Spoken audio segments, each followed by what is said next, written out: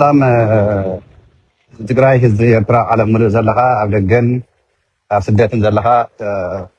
ከም ብሓድሽ ካልኣይ ዝርያ ወፅየ ዘለኹ ሓድሽ ሓበሬታ ኣብቲ ባይታ ዘሎ ምንቅስቃስ ናይ ሰራዊት ብልፅግና ሓበሬታ ንምሕላፍ ንዓለም ምሉእ ዘለኹም ናይ ዓለም ትፈልጦ ዘለዎ መንግስታት ናይ ኣሜሪካ ይኹን ናይ ኤውሮፓ ካልኦት ሕብረት መንግስታት ኣብ ዓለም ምሉእ ዘለዉ ንክፈልጥዎ ዝግባእ ነገርና ህዝቢ ትግራይ ክጥንቀቐሉ ዝግብኦም ነገራት ክዳለዎም ዝግብኦ ነገራት ሒዙ እውን ስርዓት ብልፅግና ህዝቢ ትግራይ ንምጥፋእ ዝገብሮ ዘሎ ጎስጓስ ዝኸዶ ዘሎ ጉዕዞ መዋፅኦና ፅምዶ ጠናኺርና ፀላእትና ደምሲስና ኢና ብሰላም ክንነብር እዚዩ ሕድሕድ ትግራዋይ ኣብ ኣእምርኡ ተቐቢልዎ ተረዲእዎ ኣሎ ወገናትና ኤርትራውያን ምሳና ተሰሊፍኩም ዘለኹም እዚ ቃልሲ እዚዩ ሓበራዊ ቃልሲ ስለዝኾነ በብዘለኹም ማሕበረ ሚድያታት ይኹን በብዘለኹም ሃገራት እዚያት ጎስጓስ ንክግበር ሒዙ እውን ስርዓት ብልፅግና ኦሮሞ ህዝቢ ትግራይ ንክጭፍጭፍ ኣብ ህዝቢ ትግራይ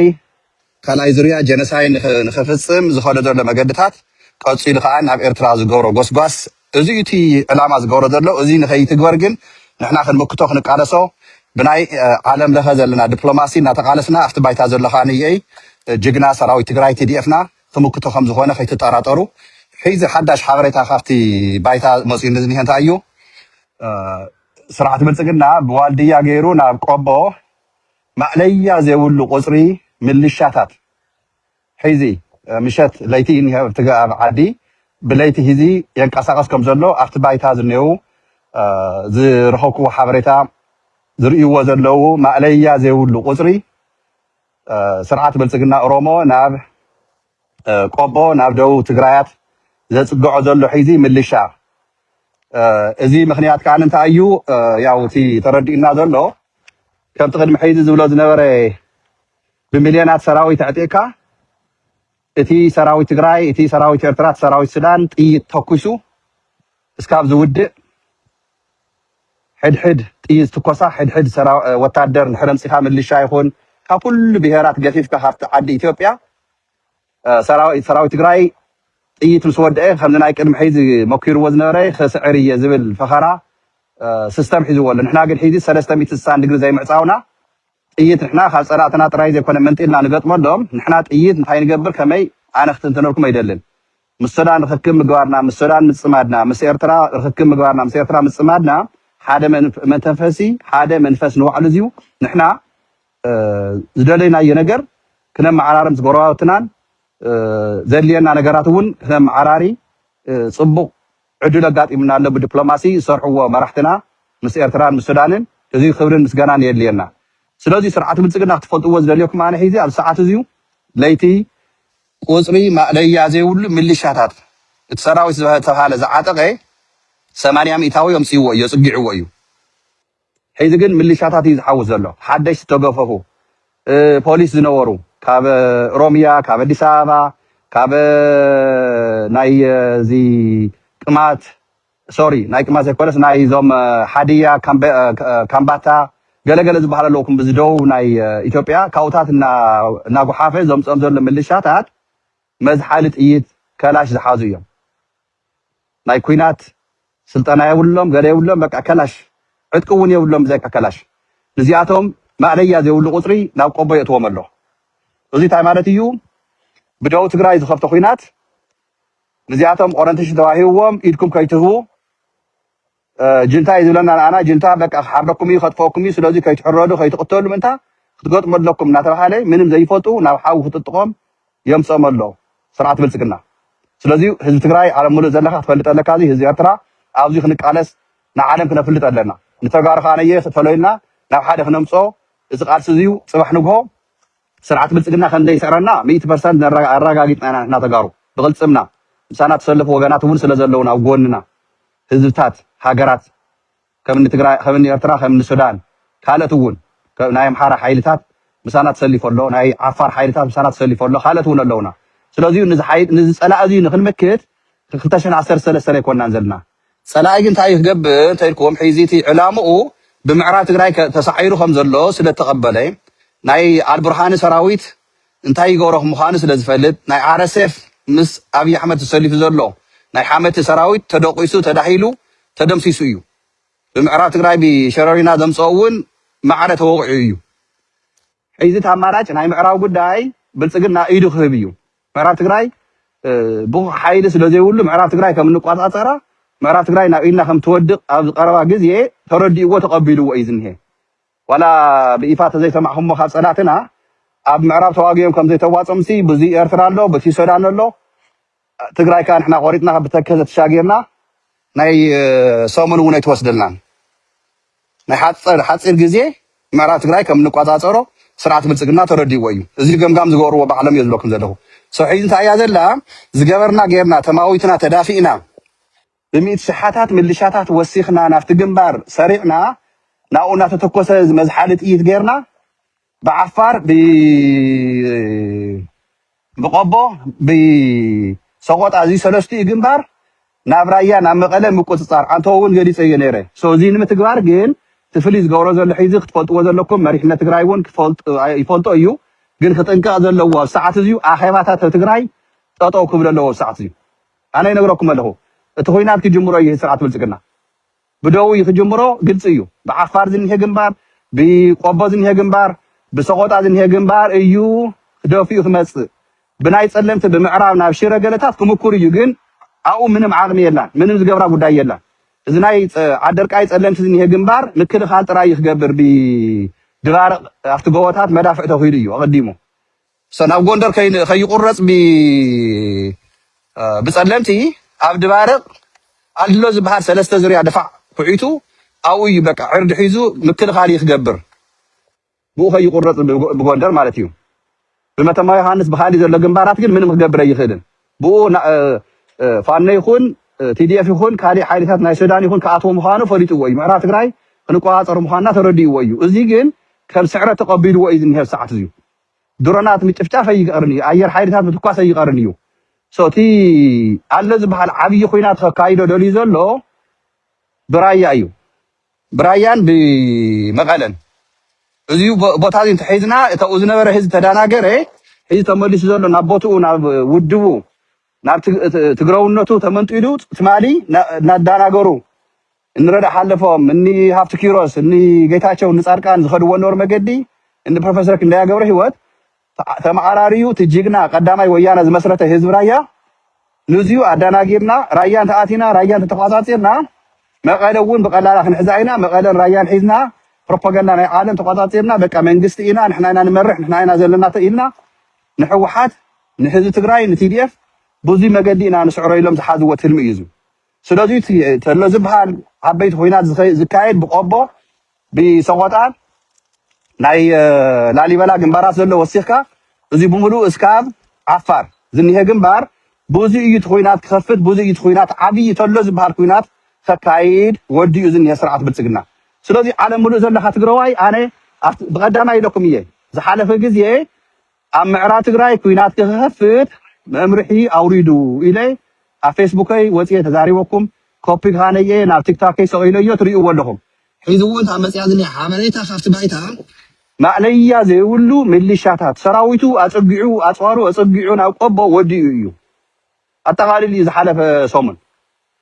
ሕዚ እቲ ተወሳኺ ዘምፅኦ ዘሎ ግን ምልሻ እዩ ምክንያቱ እቲ ሰራዊቱ ፈረኽረኽ ኢሎም ምዕራብ ርእይዎ ስለ ዝኒሄ ናይ ምዕራብ ክስዕር ስለ ዘይከኣለ ስለ ተደምሰሰ ተወሰነ ሓይሊ ናብ ናይ ሱዳን መሬት ኣትዮ ኣሎ ብምዕራብ ንሱ እውን ክድምሰስ እዩ ተሪፉ ዘሎ ሕዚ እንታይ ዝገብር ዘሎ ግን ናይ ሰብ ብዝሓት ናይ ሰብ ቁፅሪ ጌርና ክነዛብዕ ክነዳናገር ንኽእል ኢና ንቲዲኤፍ ንፋኖ ካብኡ እንደገና ፋኖ ቆሪፁ ብታሕቲ ከይኣተወና ብናይ ማእኸል ዋልድያን ቆቦን ወይ ከምሰ እቲ ምልሻ ኣብ ኩሉ ንዘርግሐ እየ ተባሂሉ ምልሻ እዩ ዝዝርግሕ ዘሎ ሕዚ ካብ ዋልድያ ጀሚሩ እስካብ ቆቦ ሕዚ ግን ብብዝሓቱ እቲ ምልሻ ናብ ግንባር ቆቦ የእትዎ ኣሎ እዚ ማለት እዩ ናብ ግንባር ከስልፎ እዩ እቲ ምስኪን ዝኾነ ምልሻ እቲ ከላሽ ምትኳስ እምበር ካሊእ ምንም ዘይፈልጥ ዘይተዓለመ ወትድርና ልምዲ ዘይብሉ ኣብ ግንባር ኣስሊፉ ቲዲኤፍ ናብኡ ኣትዩ ንኽዋጋእ ንሕና ኣብኡ ጥይት ክነባኽንን ኣብኡ እንደገና ተወሰነ ሓይልናትና ዕድለኛታት ኮይኖም ብድሮናትን ብኣየር ሓይልን ብመዳፍዕ ከበድቲ መሳርያ ብድሕሪት ኮይኖም እናተኮሱ ናትን ሓይሊ ከዳኽሙ ሒዞሞ እኒአው ጥበብ ናይ ፀላእትና እዩ ስለዚህ ሒዚ ናብ ቆቦ ዝኣቱ ዘሎ ሎማዓንቲ ምሸት ሒዚ ለይቲ ማለት እዩ ለይቲ ብትግራይ ናብ ቆቦ ዝኣቱ ዘሎ ብብዝሓቱ ምልሻ እዩ ምንም ስልጠና ዘይብሉ ምንም ናይ ኩናት ኣንፈት ዘይብሉ ግን በቃ ነቲ ኩናት ኣብ ግንባር ኮይኑ ጥይት መዝሓሊ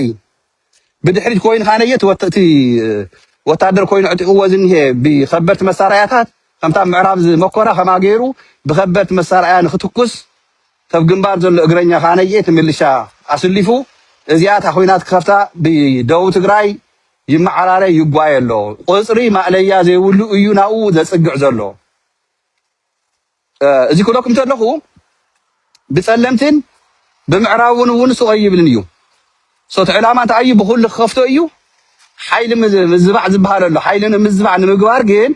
ቁፅሪ ሓደ ታርጌት ሒዝዎ ዝንሄ ብደቡብ ትግራይ እዩ ብደቡብን ከኮይኑሉ ደቡብ ምብራቅ እውን ክምኩር እዩ ግን ብቃት ሓይሊ የውልን ካብ ዓፋር ንትግራይ በረኻታት ጎቦ ስለዝኾነ ናትና ምቹ ቦታ ስለዝኾነ ንሕና ብታሕቲ መፅኡ ክድይብ ስለዘይኽእል ብኡ ንምትኳስ ይክምኩር እምበር ኣየኣትወናን ብኡ ይፈልጥ እዩ እዚ ዕላማ እንታይ እዩ ኣዛቢዑ እቲ ኩናት ግን ብናይ ወጀራት ግንባርን ናይ ዋጃ ቀፂልካ ናብ ኣላማጣ ናብ ከምዚያት ቦታ መፅኡ ደፊኡ በቃ ራያን መቐለን ተሒዝካ ከም ተስዓረ ሕወሓት እናልካ ፕሮፓጋንዳ ንምስራሕ ባጀታት እውን የዋፍረሎ የመዓራረሎ ስለዚሁ ሒዚ ለይቲ ብትግራይ ቁፅሪ ማዕለያ ዘይብሉ ናይ ብልፅግና ካብ ኩሉ ክልላት ካብቲ ደቡባት ዘሎ ክልላት ገፊፉ ዘምፅኦም ናብ ቆቦ የእትዎም ኣሎ ሒዚ የራግፎም ኣሎ ቆቦ ከተማ ቆቦ ሒዚ ናብ ብለይቱ ተወግሕ እንዳሃለወ ናብቲ ድፍዓት ናብቲ ግንባራት ናብ ቅድሚት የስልፎም ኣሎና እዚ ፀላኢና እንታይ ይሰርሕ ዘሎ ንክትፈልጥዎን ንክንዘጋጆን ኣብ ትግራይ እምነቱ ዘሎ ሒዝታ እዩ ንህዝቢ ትግራይ ከዳናግር ናይ ድሮናትን ናይ ኣየር ሓይሊ ደብደባታትን ከካይድ እዩ መብራህትታት እውን ክቆርፅ ይኽእል እዩ ኢንተርኔት ክቆርፅ ይኽእል እዩ ስልኪ ክቆርፅ ይኽእል እዩ ስለዚሁ ተዳሎ ህዝቢ ትግራይ ተዳሎ እዚኣ ናይ ሓፃር ግዜ ተደምሲሱ ዝፀላእ እዚዩ ኣብ 4 ኪሎ ዝንሄ ኣርሚ 71 ኣብ ኣዲስ ኣበባ ዘለኹም ቀፅልሉ ኣርሚ 71 እንታይ ማለት እዩ ትርጉሙ ክነግረኩም ኢና ቀሲልና ኣርሚ 71 ግን ኣብ ኣዲስ ኣበባ ከተማ ኣዲስ ኣበባ ብጣዕሚ ኣድንጊፃቶ እያ ዝኒሃ ሰዓት እዚዩ ብጣዕሚ ሕዚ ፋኖ ካነየይ ብሽዋ ብወሎ ዘሎ ከመይ ገይሩ ብታሕቲ ብከምሰ ብትሕቲ ወልድያ ገይሩ ጥሒሱ ቆሪፁ ምስኣተዎ እተውዝኒ ሓይሊ እንታይ እዩ ቲዲኤፍ ምስ ሓየሎ ንድሕሪት ክስሕብ እዩ ክምኩር ንሕና ግን ድሓንታይ ከም ንገብሮ ባዕልና ኢና ንፈልጥ ናብ ዲቴል ክኣቶ ይደልየ ናትና እንታይ ኢና ክንገብር ከመይና ክንምክቶ ነቲ መሪሕነትና ነቲ ሰራዊትና እየ ክገድፎ እዚ ነግረኩም ዘለኹ ናይ ፀላእትና ኣሰላልፋ እዩ ፀላእትና ኣሰላልፋ በዚ መገዲ ይኸዱ ኣለው ፅባሕ ንጎ ክቅየር ይኽእል እዩ ትዕላምኦም ተተቀይሩ ካነየ ኣብቲ ውሽጦም ኮይኖም ገወዛት ዝኾኑት ጀጋኑ ተጋሩ ንሂወቶም ሪስክ ወሲዶም ትግራይ በበይ ክትውቃዕ ከም ዘለዋ ዝህነፅ ዘሎ መደባት ካብ ናይ ባዕሎም ምንጭታት ዝሰዱልና ዘለውን ዝረኽቡና ዘለው ሰባት ሓበሬታ ቀጥታ ከምታ ዝሓለፈ ሰሙን ዝነገርኩኩም ኣብ ምዕራብ ትግራይ መደብ ውሪዱ ኩናት ክኸፍል ምዃኑ ቶም ኣብቲ ውሽጢ ዘለው ዝነገሩኒ መፅኤ ኣብ ማሕበረ ሚድያ ነጊረኩም ኣብ ሳለስታዲ ኣብ 4ይቲ መዓልታ እታ ኩናት ተኸፊታ ሒዚ እውን ዝነገረኩም ዘለኹ ተዳሎ ትግራዋይ ዳያስፖራ ትግራይ ክንዕወት ኢና ክንስዕር ኢና ፀላእትና ሒዚ እዮም ክሰዓሩ ጨኒቃቶም እያ ዝኒሃ ናይ ደርጊ መጨረሻ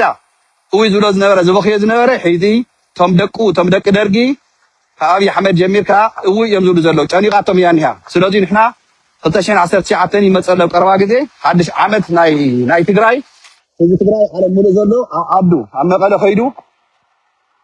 ተኾነ ቅድመ ሸንዳ ስለዚ ኮይኑ ግን ኣብ ሓድሽ ዓመት ዓድና ኸይድና ምስ ህዝብና ንራኸብ ሰላም ንረክብ ቅሳል ንረክብ ህዝቢ ኤርትራ እውን ከምኡ እዚ ተቃልስና ንቃለሱ ዘለና ስለዚ ተጠንቀቕ ህዝቢ ትግራይ ተዳሎ ህዝቢ ትግራይ ዲያስፖራ ትግራይ ኤርትራውያን እውን ወገናትና ምሳና ትሰሊፍኩም ኣብቲ ናይ ቃልሲ ዘለኹም ሒዝቢ ኣብ ፅምዶ ዘለኹም እዚ ንክትፈልጥዎ ጥራይ ዘይኮነ ምሳና ክትስለፉ ምሳና ክትቃለሱ ህላወኩም ይደሊ ቃልሲ ናይ ኩልና እዩ ኣየኹም ኣይንሰዓርን ተጋሩ ኣይንሰዓርን ኤርትራውያን ሓቢርና ንቃለሶ መኸተይ ናይ ኩልና ቃልሲ እዩ ፀላእትና ከመይ ከም ንስዕሮም ኣይትጠራጠሩ ንግዜ ምቁጣብ ግን ትርድዎ ዘለኩም ተወሰነ ኣብ ቃልሲ መስዋዕት ኣሎ እዩ ኣብ ድሮን ጨፍጫፍ ኣብ ኣየር ሓይሊ ጨፍጫፍ ተወሰነ ነገራት ዋጋ ክንከፍል እውን ንኽእል ኢና እዚ ከዓ ንሕና መራሕትና ሰራዊትና ድልው እዩ ህዝብና ይርድኦ እዩ መስዋዕቲ ክኸፍሉ እዮም ነበር ተጋደልትን ሓደሽ ተጋደልትን ዝቃለስ ዘለዉ ንዓዶም ንትግራይ ንሕና ካብ ደገ ኮይና ስራሕና ናይ ዲፕሎማሲ ናይ ፋይናንስ ናይ ካልእ ነገራት ክንቃለስን ክንሰርሕን ኣለና ወገናትና ኤርትራውያን ካነ ሙሉእ ብሙሉእ ኣብ ጎንና ኣለዉ እንሜው ድማ እቶም ባንዳታት ትግራይ ኤርትራውያን ታክገብርልኩም ኤርትራውያን ሓዳማት እዮም ሓዳማ ዝኮንኩም ኣንስኻትኩም ኤርትራውያን ማ ሰማዕተን ሰስሮ ኮይኖም ኣብ ጎንና ተሰሊፎም ባለው ሰዓት ትግራይ እናተደፍረት ኣይንስቁና ንርኢኖም ኤርትራውያን ኣብ ጎንና ባተሰሊፎም ነው ሒዚ እዚኣ እያ ተቃጽሎም እዚኣ እያ ተሕሮም ቶም ጸላእትና ቶም ባንዳታት እውን ቶም ልኡኻት ቶም ሒዚ ናይ ዳንኤል ክብረት ወኪሎም ብትግርኛ ጀነሳይድ ትግራይ ክፍጸም ሰርሑ ዘለው ረይኹም ንዚኣቶም ይኹም ሕድሕድኩም ተጋሩ ክትቃለሱ ክንቃለስ ዝግበና ኤርትራውያን ማ ተሰሊፎም ምሳና ኣይረኹም እንዲኹም ትማሊ ኣብ ሰናዕፈ ተጋሩ ኤርትራውያን ኮ ብሓደ ሳዕስዮም ብሓደ በሊዖም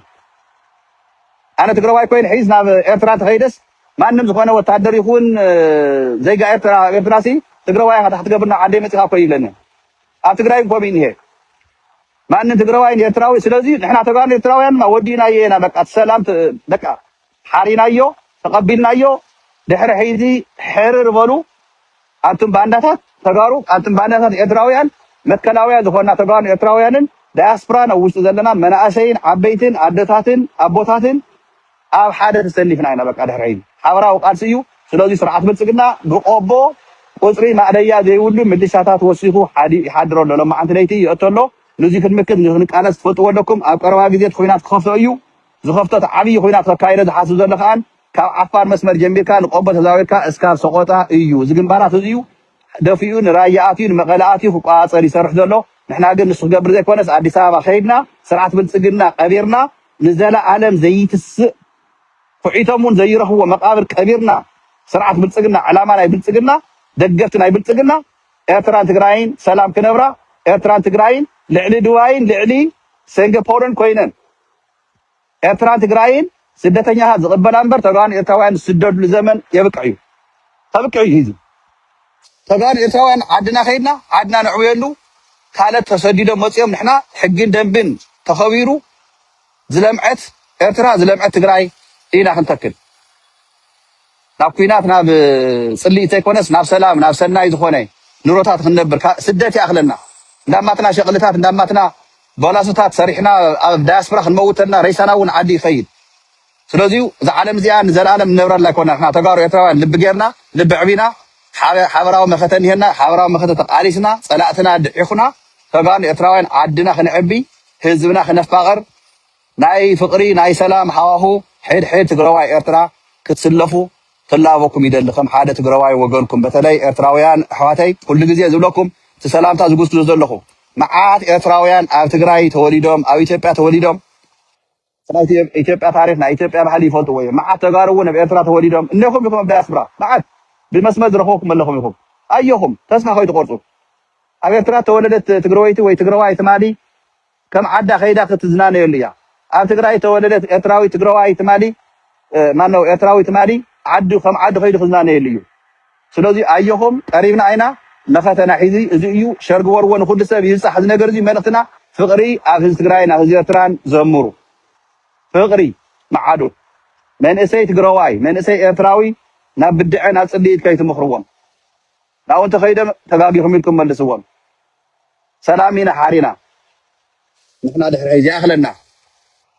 ስለዚ ናይ ቆቦ ጉዳይ ነጊረኩም ኣለኹ ናይ ብልጽግና ዓላማ ነጊረኩም ኣለኹ በብዘለኹም ሰላም ኩለይ ብጣዕሚ እየ ዘኽብረኩም ብጣዕሚ እየ ዝፈትወኩም ኣየኹም ተጋሩዋኒ ኣየኹም ኤርትራውያን ወገናትና እውን ኣብ ጎና ስለተሰለፍኩም